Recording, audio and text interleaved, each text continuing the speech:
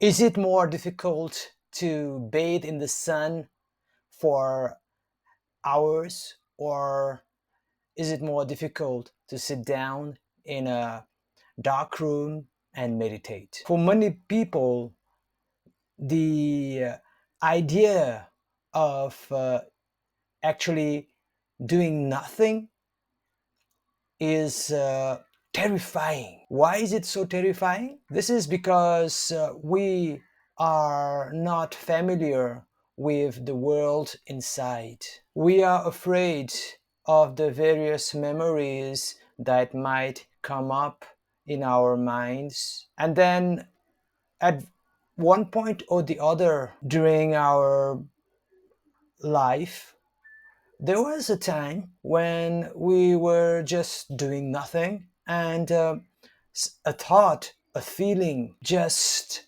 came out of nowhere and filled our minds. If it was a good thought or feeling, it wouldn't have mattered, but that thought or feeling wasn't pleasant. And then we try to subdue those thoughts and feelings by being engaged all the time, doing something. If there is nothing to do, then there is always the mobile phone for us to do something. And if there is no mobile phone, there is always a drink we can drown ourselves. Consequently, people develop all kinds of addictions to avoid this nothingness. So if you are also feeling difficult to do nothing and meditate for 10 minutes, remember that you are not alone. And most of the people feel that way. A major contributor to this difficulty in staying alone and doing nothing is the definition of depression. Depression is a state where people basically want to stay alone and do nothing. As a result, many people are afraid that if they sit down and do nothing, they will too become depressed. This leads to a very interesting question. Is depression and meditation thus the same, because both of them require one to be alone and do nothing? The answer is obviously no. In depression, there is no control of the mind and it is just going into a free fall. But in meditation, even though externally and even inside the mind there is not much going on, there is a lot of mental activities and spiritual activities that are going on. So if you have to bring in an analogy, then we can say that depression is a state where there is no brakes and steering in a car. And on the other hand, meditation is a state in which the vehicle has a steering and brakes and everything is working. Now that we have understood why it's hard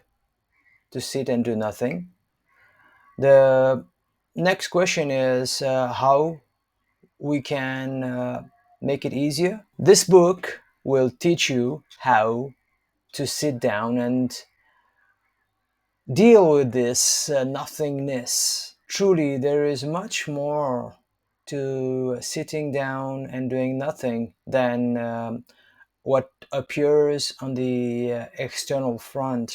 When your eyes are closed and all the senses are shut down, a lot of things are happening inside of you. And in this book, I will teach you what to do inside and how to overcome this fear of nothingness. We have a habit of simplifying and dumbifying everything. In meditation, it is no different. Many people understand meditation as just breathing and being mindful.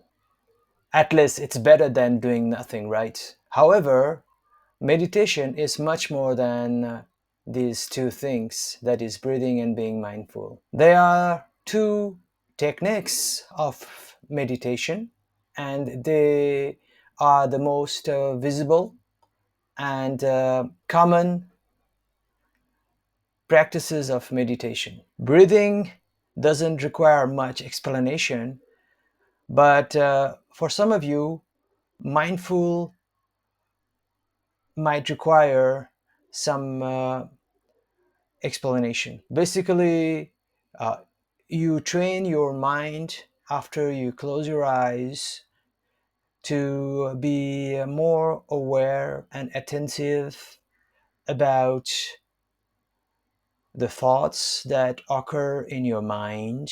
Consequently, you are able to become mindful or attentive to the feelings that arise and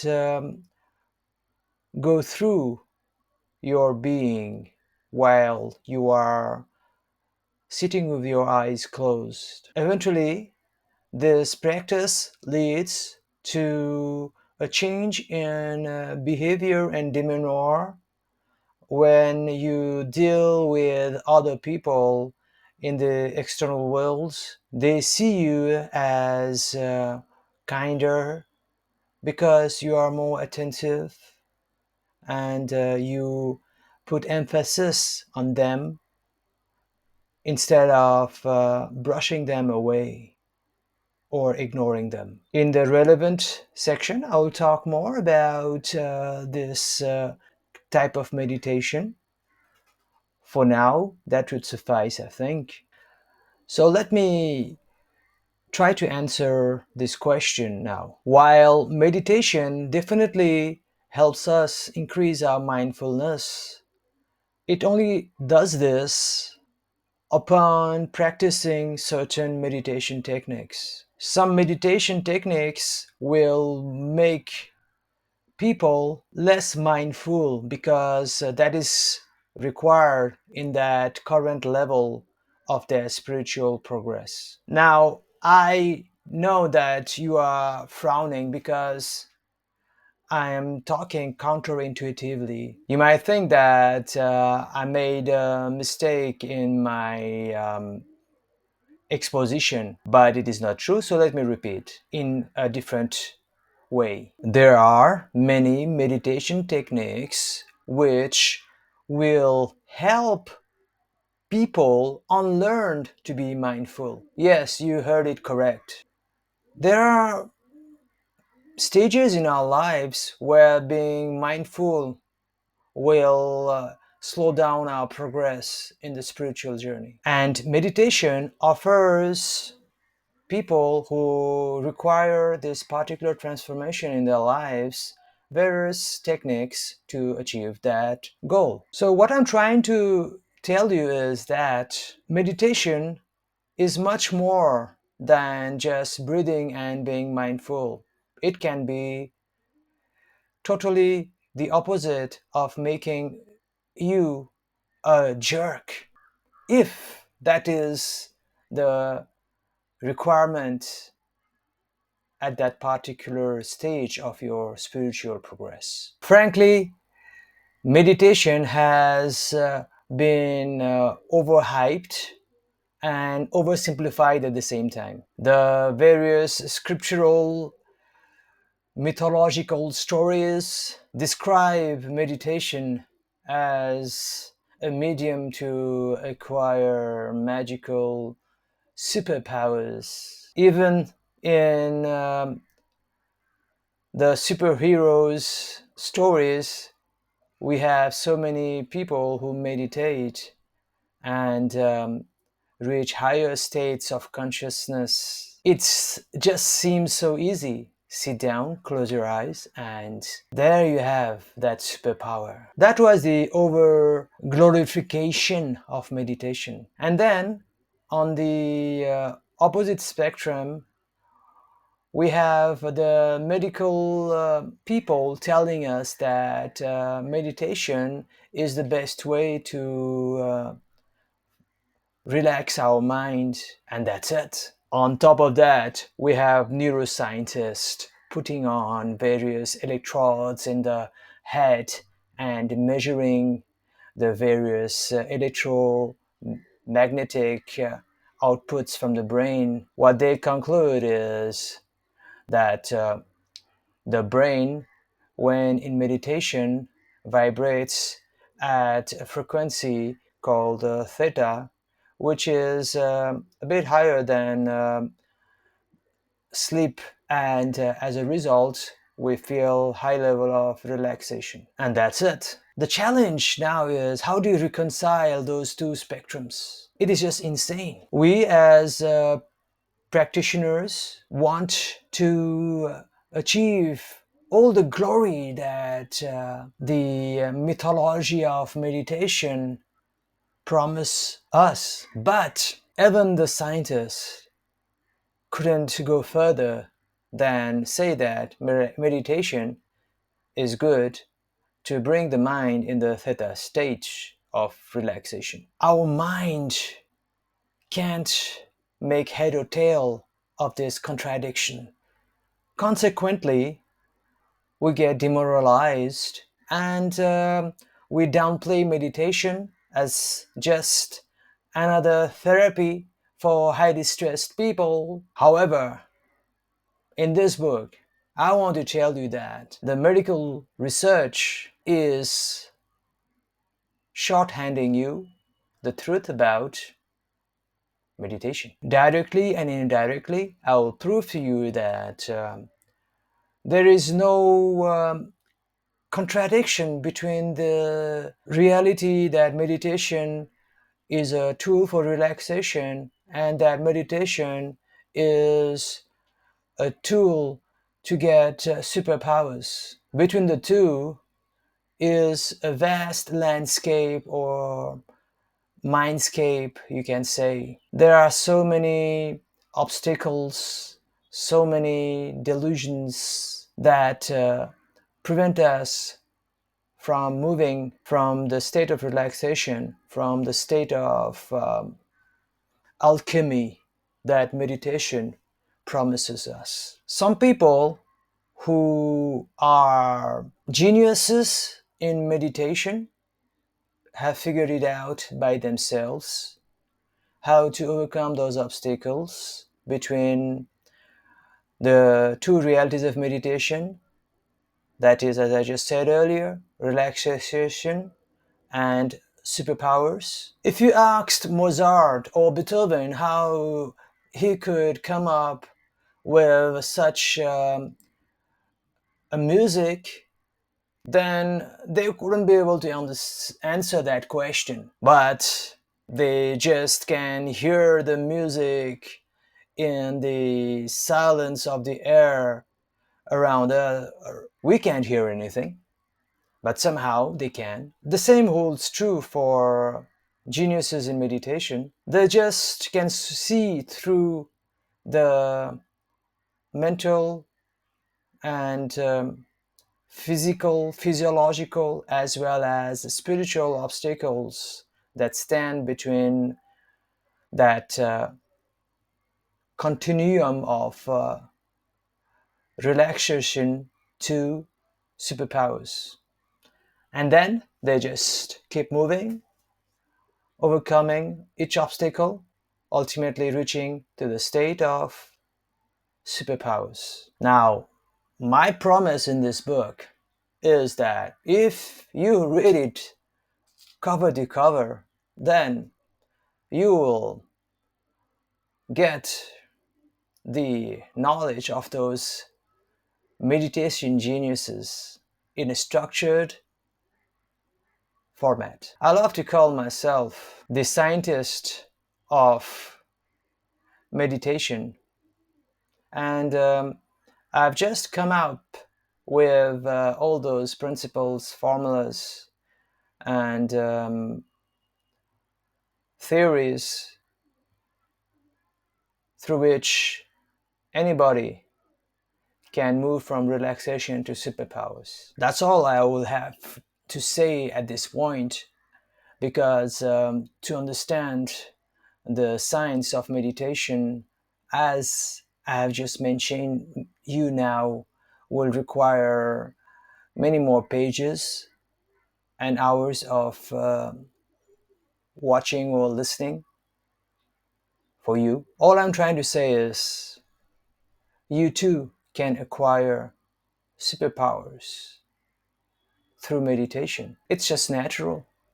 If you plant a tree, then if you treat it correctly, fruits will be born. So if you follow my meditation that I have called unified meditation, then superpowers that you deserve, that your soul needs, will be developed in you. Meditation is much more than relaxation.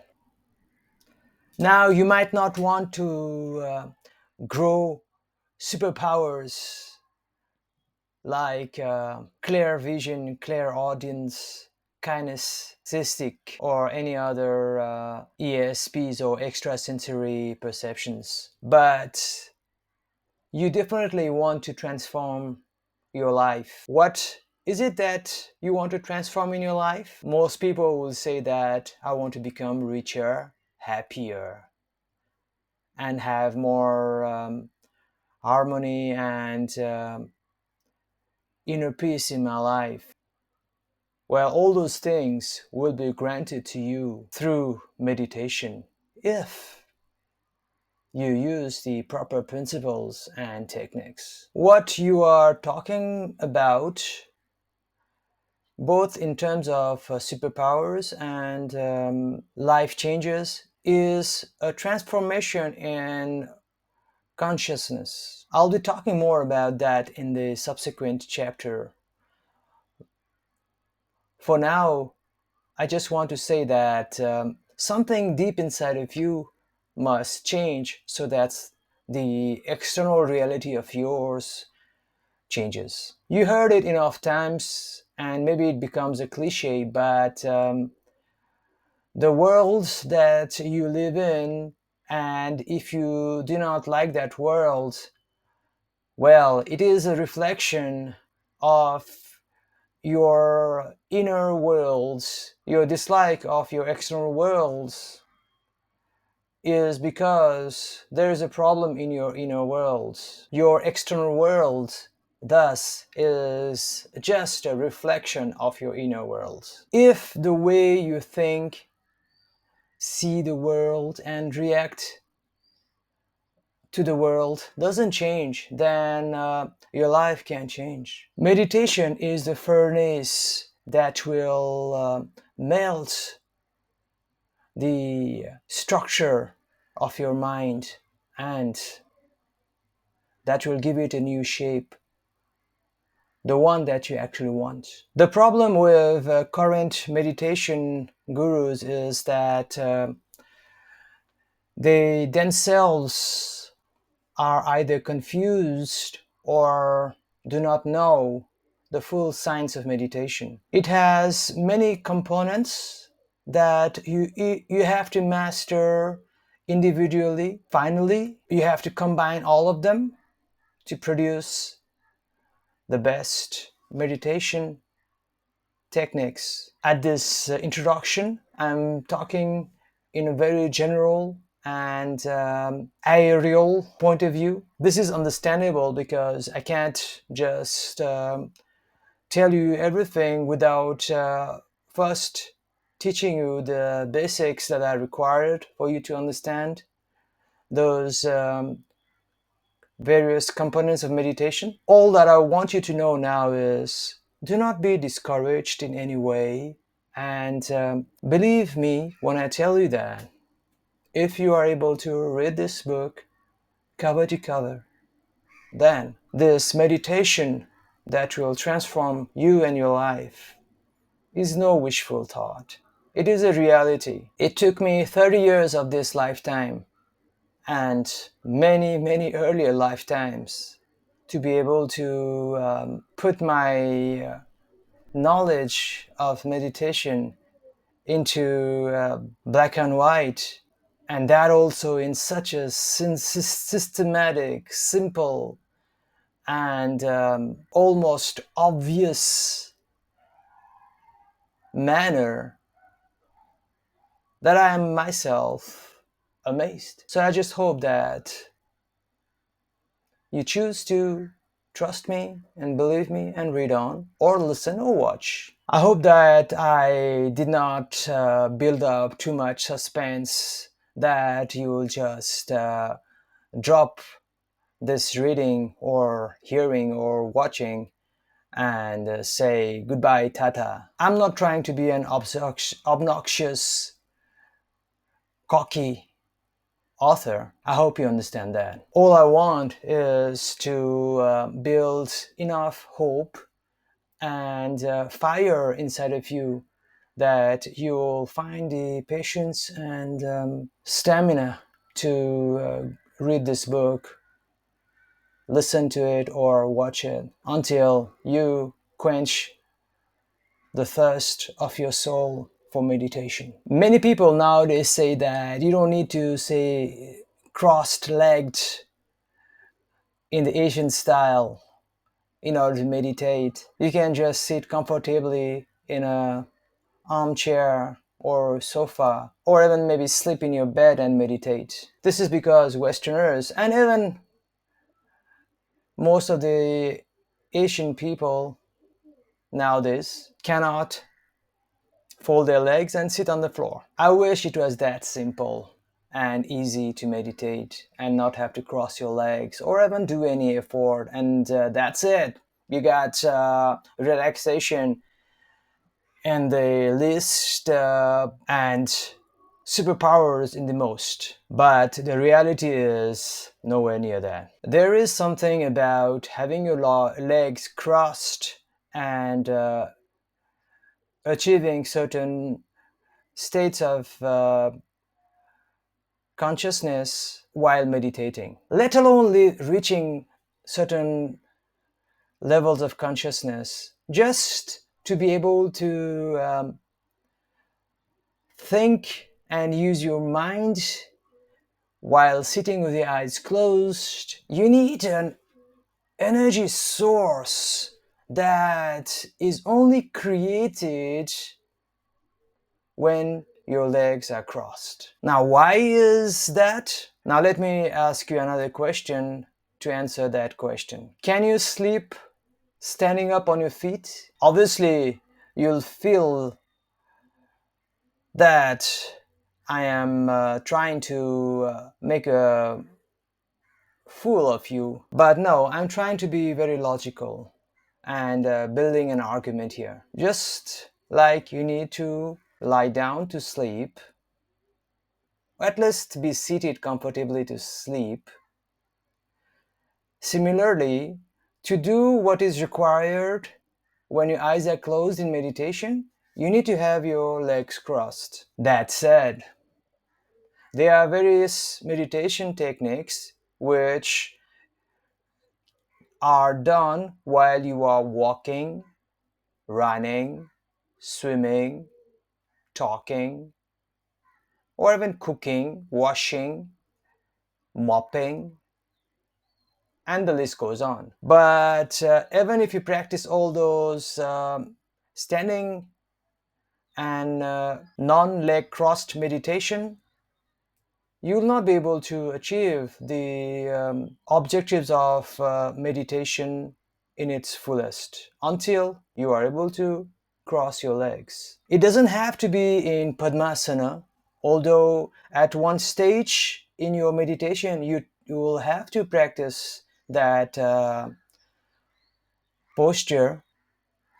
It could be in a simple Siddhasana or Sukhasana, but the legs have got to be crossed. For those who are not familiar with those yogic postures. They're just variations of cross-legged sitting. Padmasana being the hardest and requiring the most locking effect. Siddhasana is half the locking effect, and Sukhasana is very simple, non-locking or cross-legged sitting that most of the people in South Asia are quite used to. But again, it's not true because people in South Asia have become very Western in their lifestyle also.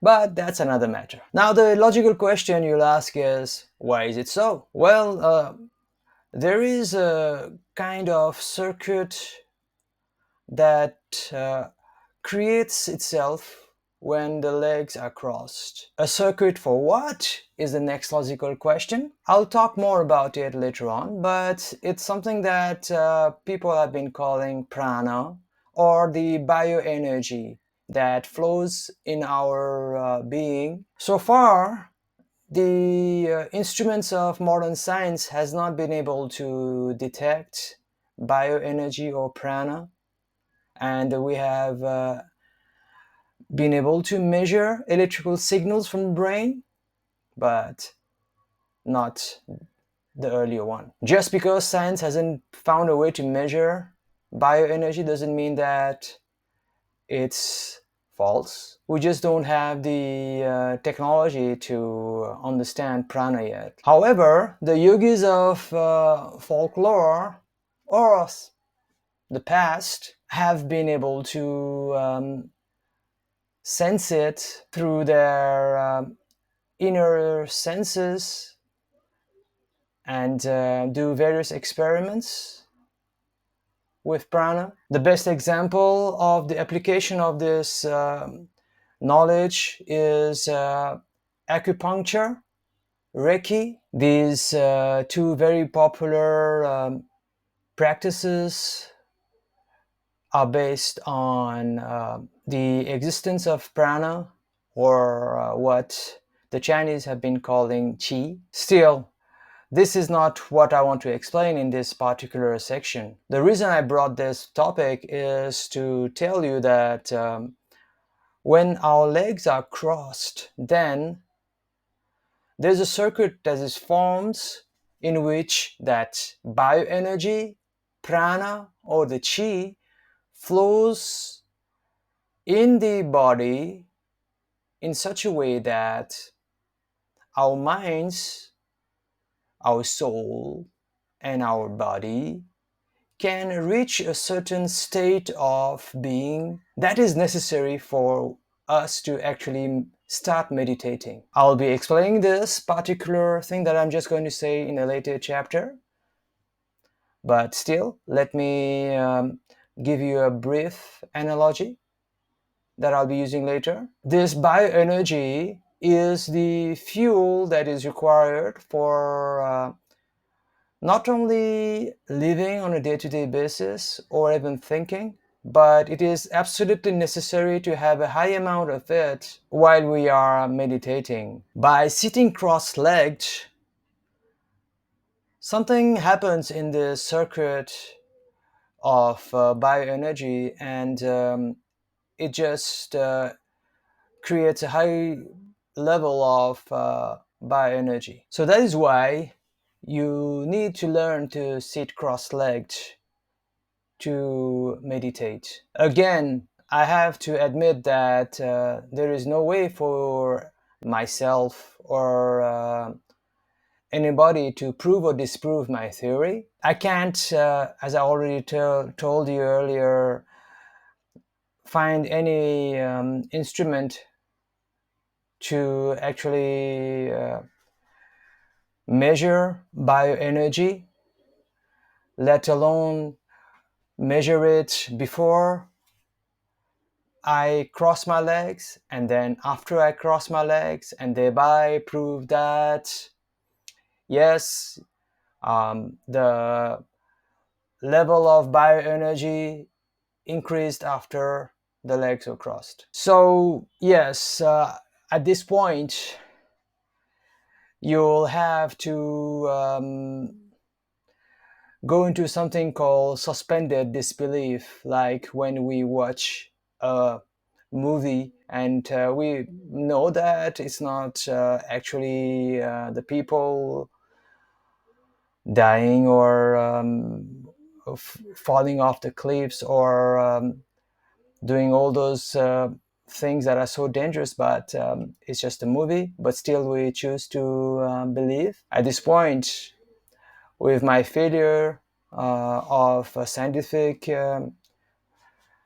evidence for the need to stay cross-legged for meditation, that's maybe what you'll need to keep seated and follow me. That said, you will argue that if sitting cross-legged increases bioenergy, then we could at least make an estimate that those who sit cross-legged must be more energetic than those who don't.